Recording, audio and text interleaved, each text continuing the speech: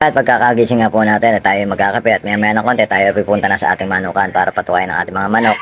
At ang nakarating na nga tayo sa ating area at agad na po tayo nagpatuka ng ating mga manok dahil gutom na po sila at nag-iingay na po sila. At matapos kong mapatukayin ng ating mga stag na nakatambang, isinunod naman natin yung ating pinapriming ng mga hen. At matapos kong bigyan ng ating mga hen, agad kong sinunod yung nasa range. So maya nga ng konti, may napansin na naman ako na parang kulang at hindi ako mapakali, agad akong bumalik. At tuluyan nga ako pumasok sa ating range para hanapin yung aking nawawalang talisay na 3 months old. Nakumpirma ko nga talagang wala yung ating 3 months old at hinanap ko na sa buong range. At nagbabaka sakali, baka nakusa sa lang nakahapon, kaya maya nga po ng konti, ako dito ako nagpahinga muna at nag-isip. Nakita ko to kanina bukas.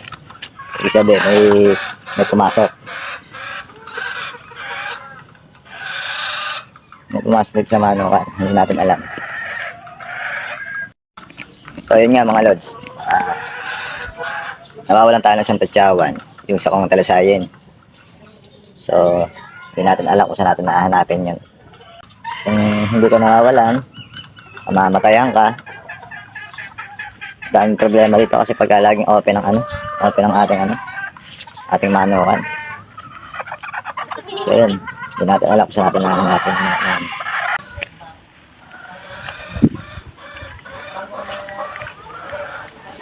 Alamang yun, nakatawid. Kahapon, nandito pa yung kahapon eh. Pati dito ang nawawala. So pupuli tayo, baka makita natin dito. Malamang yun, lumisban. Kailangan tayo maglinis din dito. Kung hindi namamatayan, nawawalan. Kung hindi nawawalan, pinapasok. Ibig sabihin, dalawang senaryo lang yun. May kumuha. Kasi, walang kumuha nun at andito lang din yun. Alam naman niya yung oras kung anong oras sila pinatutuka. Nalabas naman yun. Eh ngayon nga lang palibasa nga talagang wala, talagang may kumuha. Dapat andito lang yung sa loob ng area natin. Ito, tulad nito, ginamit, hindi man lang ibinalik. Mga oras na ito, maghanap tayo sa walang kasiguraduhan.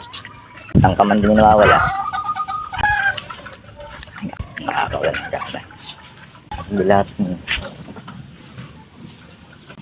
Tayo may karaan dito, tayo mag-aanap.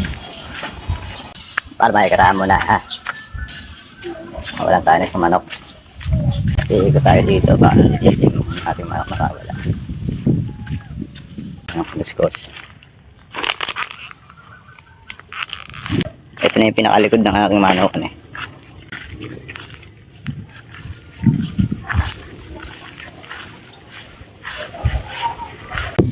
So yung mga lods talaga wala.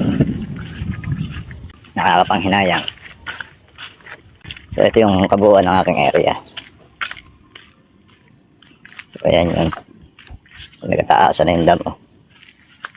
Baka sakali tayo dito nga. Mamaya malinis na kami. Pwede. Wala ka na pa sigit tsawan na talasayin. Tsawan? Oo, mo naliligaw dito eh. Wala sa range ko. Wala sa range ko eh. Wala? Oo. Ipapatuka ako ngayong umaga. Nakalipad. Siguro. Si Patulang walang buntot yun eh. Walang buntot. Wala, ipapatuka ako, hindi nalabas eh. Hindi nakikinig, sinabi sa'yo. Oo. Baka dito naliligaw din eh. Hindi na pupunta dito eh. Kung hanggang mamayang hapon di siya lumabas, ibig sabihin, naligaw yun. O may kumuha. Ba, nangyari dito? Uy. Ito, may tinapon. Nagtapon ng pusa pa rito na patay yata ito. So ayan, wala. Negative tayo. Sabi na wala na naman tayo ng manok. Kung hindi nawawala, kung hindi mamamatayan, mawawalan. Kung hindi naman, lalapain ng aso ng kapitbahay. Tangina, may nagtapon pa ng pusa doon, patay na pusa. Yung dating ko kasi kanina, tutuwang-wang to. Malamang dito may pumasok. Testing ulit natin baka nakahapon lang saan. Minsan kasi nahapon yung dito eh. Wala talaga. Sa mga lods, yun lang muna.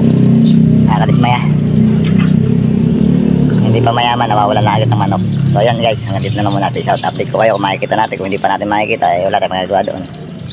So pagkasa ko na lang, kung mapapatuka tayo mamayang hapon, eh biglang lilitaw. Sayang yun.